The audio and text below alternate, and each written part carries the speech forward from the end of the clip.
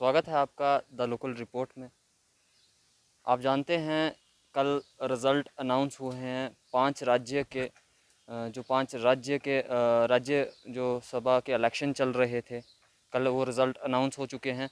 मैं आपको बताना चाहूँगा, सबसे पहले वेस्ट बंगाल, अगर मैं बात करूँ वहाँ से AITC जो पार्टी है, वहाँ से ममता बनर्जी जी की जो पार्टी है, वहाँ से 213 सीटें हैं उनकी। और बीजेपी की अगर मैं बात करूँ तो 77 जो सीटें बीजेपी की हैं। अगर मैं बात करूं आसाम की, आसाम से जो बीजेपी की 60 सीटें हैं और INC कांग्रेस जाने की 29 सीटें हैं। और AIUFDF जो पार्टी है 16 पार्टी, AGP 9 और BPF जो पार्टी है 4 सीटें उनकी वहाँ से हैं।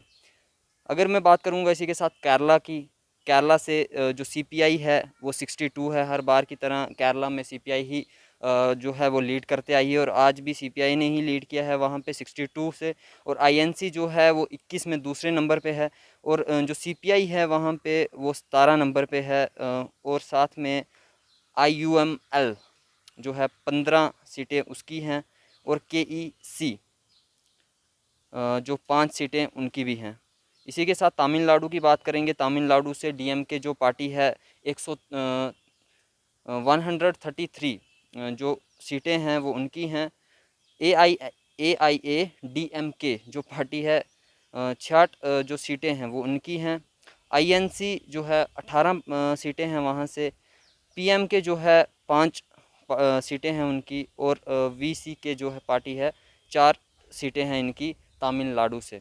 पौंडीचेरी की बात करेंगे अगर हम, तो पौंडीचेरी में से AINRC जो पार्टी है 10 सीटें वहाँ से हैं। बीजेपी की 6 पार्टी हैं जो 6 सीटें हैं। और DMK जो पार्टी है उसकी 6 सीटें हैं। INC की बात करेंगे तो वहाँ से 2 सीटें हैं। तो इसी के साथ ये जो 5 राज्य थे, 5 राज्यों की मैंने आपको बात बताई जो सीटें वहाँ की थी। तो हमारे साथ आज बात करने के लिए हैं वसीम राजा जी, जो ऑफिस सेक्रेटरी हैं INC डोडा के। तो हम इनसे बात करेंगे। सर, आपका स्वागत है सबसे पहले। शुक्रिया। सर, क्या कहना चाहेंगे जिस तरह से ये 5 राज्यों में जो चुनाव चल रहे थे, राज्यसभा के जो चुनाव चल रहे थे, तो क्या लगता है आपको कि कांग्रेस ने कितना काफ़ी हद तक अच्छा किया है? देखो, कांग्रेस की बात जहाँ तक है, कांग्रेस एक हिंदुस्तान की पहली पार्टी है जिन्होंने हिंदुस्तान को आज़ाद किया है। कुछ पाने के लिए कुछ खोना पड़ता है। हमारी लड़ाई जो है वो खाली भाजपा के साथ है और भाजपा को हमने धूल चटा दी इस इलेक्शन में। सिर्फ यूटी जहाँ स्टेटें हैं उधर उनकी थोड़ी बढ़त हुई, वो भी इस वजह से कि जो कोविड था, कोविड की वजह से इन्होंने, जो हुकूमत थी, इन्होंने बैन कर दिया दूसरी पार्टियों को कि आप कैंपेन नहीं कर सकते हो। राहुल गांधी जी जो एक बहुत बड़े लीडर हैं, बहुत बड़ी सोच है, उन्होंने पहले एक साल पहले कह दिया था, अभी कोरोना तो हिंदुस्तान में आया नहीं था, उन्होंने बोला था कि एक सुनामी आने वाली है। तो कहने का मतलब है कि राहुल गांधी जी ने अपनी सारा वो सिस्टम बंद कर दिया, उस वजह से ये 2 यूटी उनको मिली। आप बाकी जगह उनका तो खाता नहीं खुला, तमिलनाडु हो या केरला हो, तो जहां पूरे पूरे सेंटर ने जोर लगाया था नरेंद्र मोदी साहब के नाम पे, अमित शाह के नाम पे, उधर तो आपने देखा, मैंने परसों भी आपको बोल दिया था कि इतना जोर लगा के हिंदुस्तान को पूरा हिंदुस्तान के लोगों की जान हथेली पे ला के इलेक्शन लड़ा, और तब भी रिजल्ट देखा आपने कि क्या हुआ।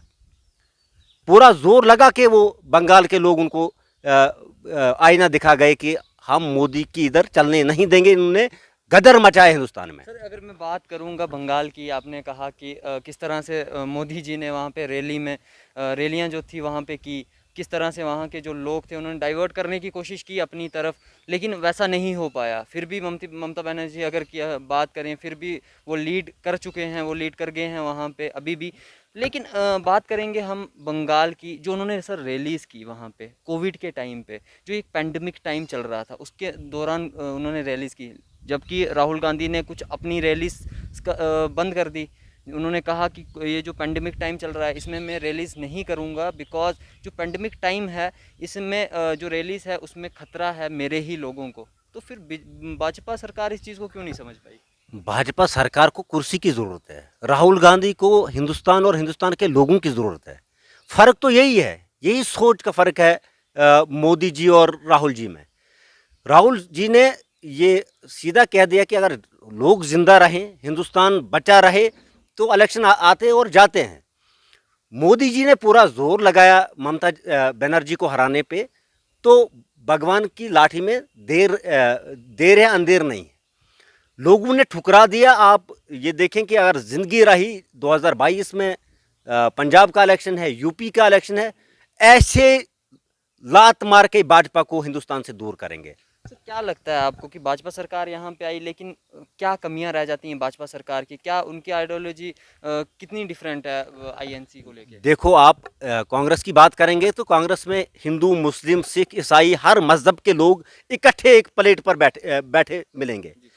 भाजपा में फर्क यह है कि ये हिंदू मुस्लिम करा के इलेक्शन जीते थे, कभी मुसलमानों के नाम पे, कभी पाकिस्तान के नाम पे, कभी क्या बोलते हैं बाबरी मस्जिद के नाम पे। अब नहीं, अब तो पाकिस्तान भी मदद कर रहा है हिंदुस्तान की। ये कहते थे दुश्मन है हिंदुस्तान, हिंदुस्तान का पाकिस्तान, लेकिन पाकिस्तान तो अब आगे से मदद कर रहा है, तो उसका क्या कहेंगे? ये इंसानियत का तकाजा है। इंसानियत जब तक जिंदा हो, आप अपना ब्लड भी निकालो, मेरा भी निकालो। आपका ब्लड नहीं ये नहीं कहेगा कि मैं हिंदू हूँ, ना मेरा ब्लड ये कहेगा कि मैं मुसलमान हूँ। हिंदू मुस्लिम जो फसाद है, वो फसाद तो इन्होंने बनाया, तभी तो ये हालात है हिंदुस्तान की। अगर जैसे क्या बोलते हैं, कांग्रेस ने हिंदुस्तान को चलाया, हर मजहब के लोग उस पार्टी में हैं, ये तो कठपुतली बनाते हैं मुसलमानों को। आप बंगाल में देखिए, आप यूपी में देखिए कि क्या हालत हो रही है मुसलमानों की। आज तो समित पात्रा का नजर ही नहीं आ रहा है। उसको अगर आज मेरे साथ लाओगे आप डिबेट में, उसको मैं सबक सिखाऊंगा कि अगर आप किसी प्रोफेशन पे काम करते हो, किसी मीडिया पे काम करते हो, आपको कोई सरकार आपको सही बात बोलनी चाहिए।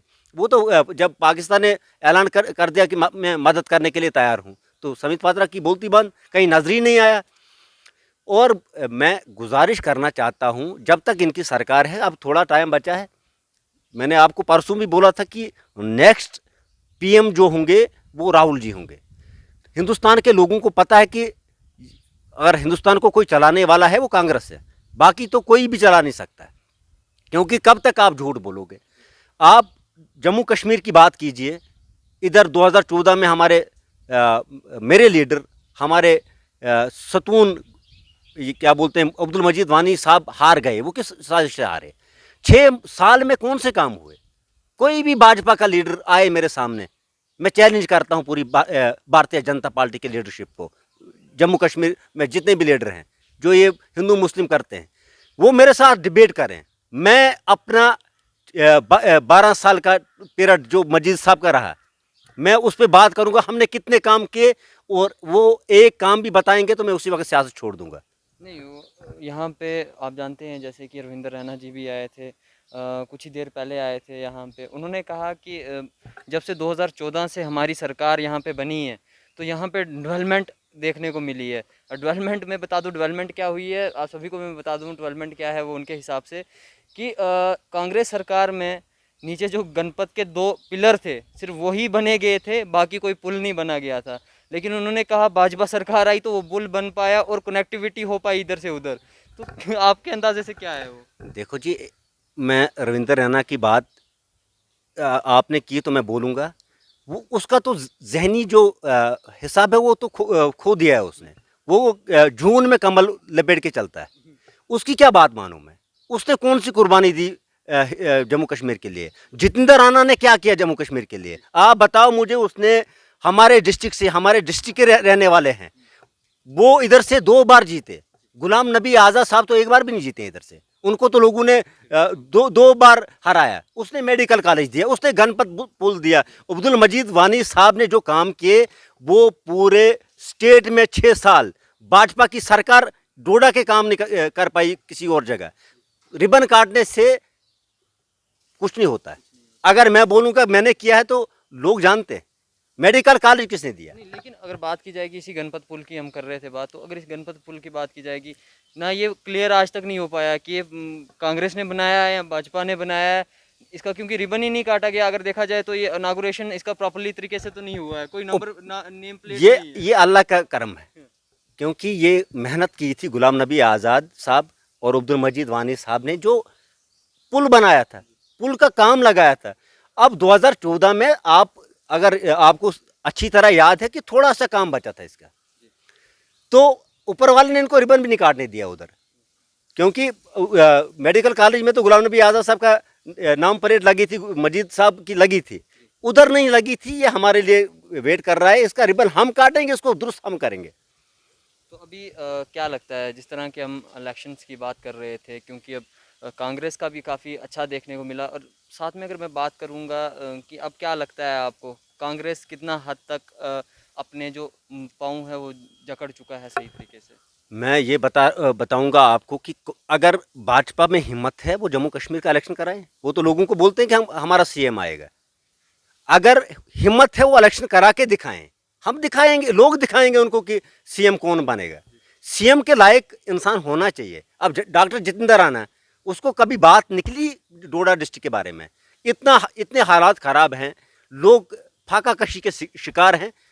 वो तो उस कुर्सी पर बैठे हैं जहाँ डिस्ट्रिक्ट डोडा का कोई भी नहीं बैठा आज तक, मेरे ख्याल जम्मू कश्मीर का कोई नहीं बैठा होगा।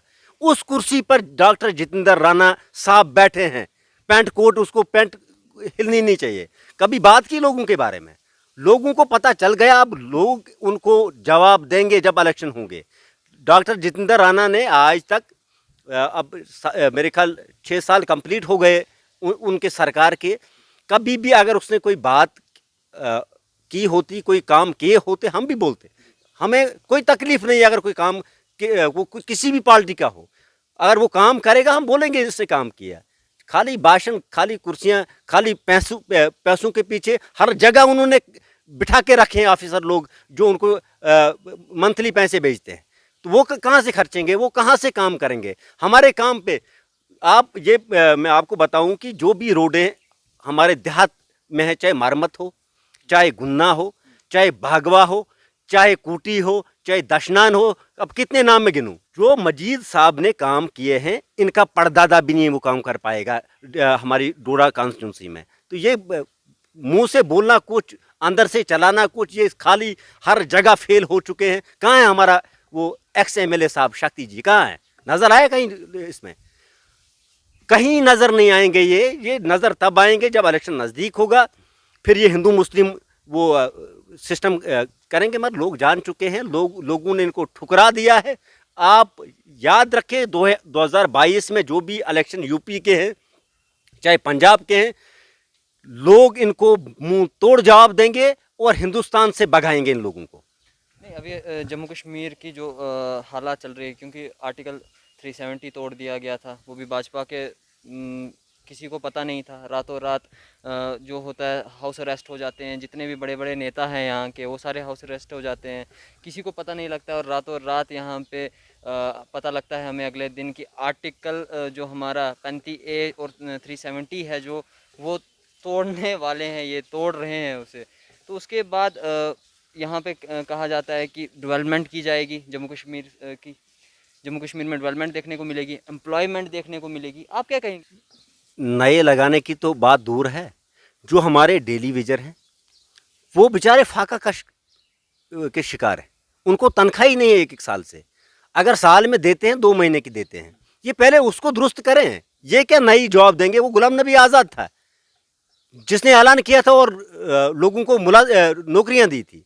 इन्होंने दफ़ा 370 ख़त्म करके क्या हासिल किया? मारे तो आप जम्मू जाके लोगों को पूछो कि कितना फ़ायदा मिला। अब इस वक्त भाजपा के लोग चुप हैं। अंदर से उनको गीता पे हाथ रख के, रविंद्र रैना जी को पूछिए, गीता पे हाथ रख के कि आप सच बताओ कि ये ठीक हुआ कि गलत हुआ। वो बोल नहीं पाते। उनको पता है कि यार हम बोलेंगे हमें भी अंदर ठोक देंगे।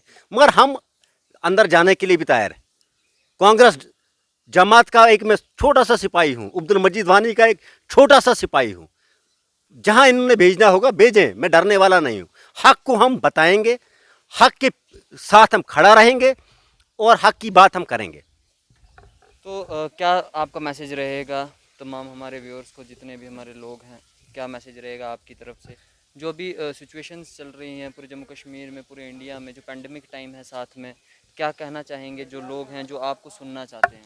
मैं एक गुजारिश करना चाहता हूँ पूरी कांग्रेस कमेटी की तरफ से कि जो भी कोविड के लिए मास्क पहनना ज़रूरी है, सोशल डिस्टेंस करें, लोग एहतियात खुद करें, अपनी जान बचाने के लिए खुद परहेज़ करें। जो इस वक्त हालात हैं बहुत ख़राब हैं, क्योंकि डॉक्टर भी बेचारे पूरे जम्मू कश्मीर, मैं कल न्यूज़ देख रहा था भतरा की कि कितने लोग मर गए, ऑक्सीजन नहीं है। तो डोडा में ऑक्सीजन आया था, वो भी गाड़ी पता ही नहीं है उस गाड़ी का वो कहाँ पहुँची। लिहाजा मैं एक हाथ जोड़ के अपने लोगों से गुजारिश करता हूँ कि वो परहेज़ करें, इससे सोशल डिस्टेंस का फॉलो करें और मास्क का इस्तेमाल करें। शुक्रिया हमारे साथ बात करने के लिए। शुक्रिया। तो ये थे वसीम राजा जी, जो आईएनसी के ऑफिस सेक्रेटरी हैं डोडा के, और काफ़ी अच्छी बातें कही इन्होंने, और साथ में इन्होंने बताया कि जो 5 राज्य थे जहाँ पे, मतलब एक राज्य में तो आप जानते हैं असम में बीजेपी ने लीड किया है, बाकी जगह पे नहीं कर पाई है बीजेपी उस तरह का लीड, पर फिर भी इन्होंने कहा है कि भाजपा को लोगों ने बताया है कि अब आपकी नहीं चलेगी, अब आपकी नहीं सुनी जाएगी। तो क्या तमाम बातें हैं, क्या नहीं, और बाकी जो राज्य के अब इलेक्शन बचे हुए हैं जो आगे अब होंगे, वो देखेंगे हम, और साथ में जो आगे की न्यू अपडेट्स होंगी वो हम आप तक शेयर करेंगे। तब तक जुड़े रहें द लोकल रिपोर्ट के साथ, फिर मिलेंगे किसी नई अपडेट के साथ। मैं पारुल दुबे, कैमरामैन बलवंत के साथ।